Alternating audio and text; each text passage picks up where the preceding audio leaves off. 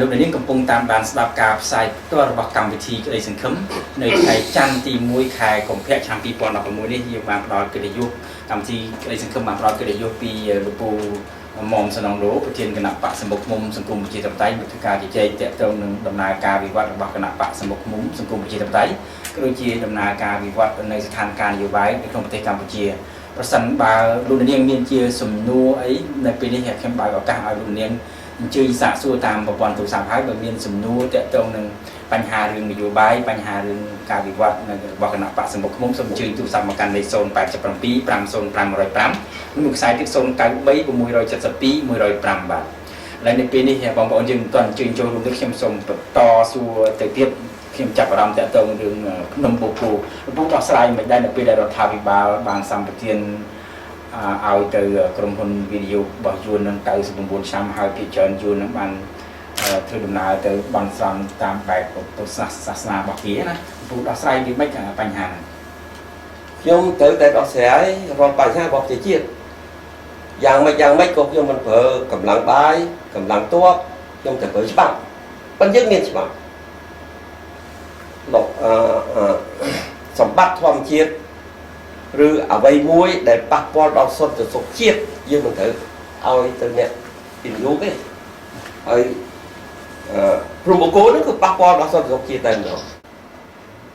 មានហេតុផលអីបានជាលោកពូបានអះអាងថាភ្នំបូកគោជាសន្តិសុខជាតិជាយុទ្ធសាស្ត្រអីខ្ញុំសូមជម្រាបចំពោះខ្ញុំផ្ទាល់នៅក្នុងសតិអារម្មណ៍ហើយក្នុងជីវិតរបស់ខ្ញុំដែលតំណាងខ្មែរគឺអង្គរវត្តហើយនៅភ្នំបូកគោហើយភ្នំបូកគោខ្ញុំតាំងពីទូចនេះប្រជាពលរដ្ឋស្គាល់ភ្នំបូកគោមុនគេឥឡូវណាបើសិនជាយើងទៅភ្នំបូកគោ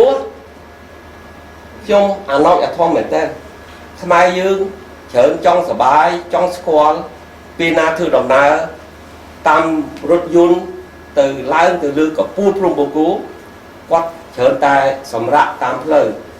បាយទឹកហើយគាត់បន្តដំណើរទៅទៀតឥឡូវបើយើងទៅភ្នំបូកគោ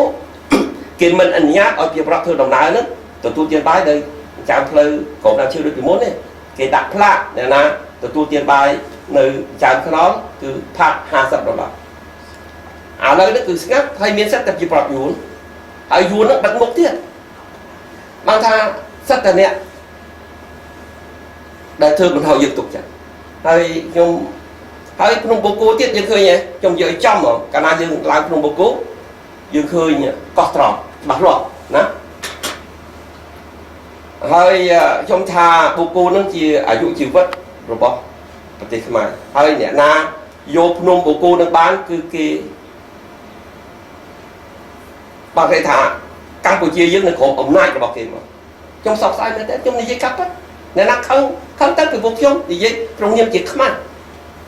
ហើយដូច្នេះទុកតែយើងធ្វើវិនិយោគអីយ៉ាងណាក៏ដោយចង់បានលុយយ៉ាងណាក៏ដោយអ្វីដែលប៉ះពាល់ដល់សន្តិសុខជាតិយើងអត់ត្រូវធ្វើទេហើយដូច្នេះខ្ញុំកាន់អំណាចខ្ញុំទាញមកវិញទៀតបាទសូមអរគុណលោកពូដោយសារបងប្អូនយើងបានចេញចូលរួមតាមប្រព័ន្ធទូរស័ព្ទលើកជាសំណួរឲ្យសូមការអនុញ្ញាតតែទូរស័ព្ទមួយខ្សែសិនបាទអាឡូបាទជំរាបសួរអាឡូ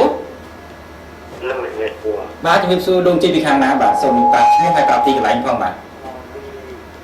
ឃុំត្រឡប់នៅក្នុងខេត្តអីបាទបាទមានការសុំសួរខេត្តអី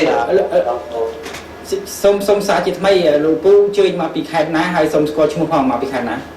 មកពីខេត្តកណ្ដាលបាទមកពីខេត្តតូចបាទមុខតូចបាទអរគុណលោកតូច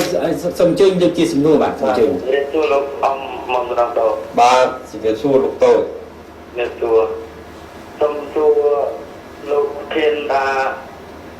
តើពេលលោកប្រធានជាប់ឆ្នោតជានាយករដ្ឋមន្ត្រីលោកធានធ្វើអ្វីខ្លះសម្រាប់ជាតិនិងប្រជាពលរដ្ឋខ្មែរបាទលោកមានតែប៉ុណ្្នឹងទេលោកបាទអរគុណដូច្នេះសូមទទួលទូរស័ព្ទមួយខ្សែទៀតបាទអាឡូបាទជំរាបសួរ បាទទូរស័ព្ទបានដាច់ទៅវិញហើយដូច្នេះសូមបកគោលសំណួរទៅលោកពូតែម្ដងគាត់សួរថា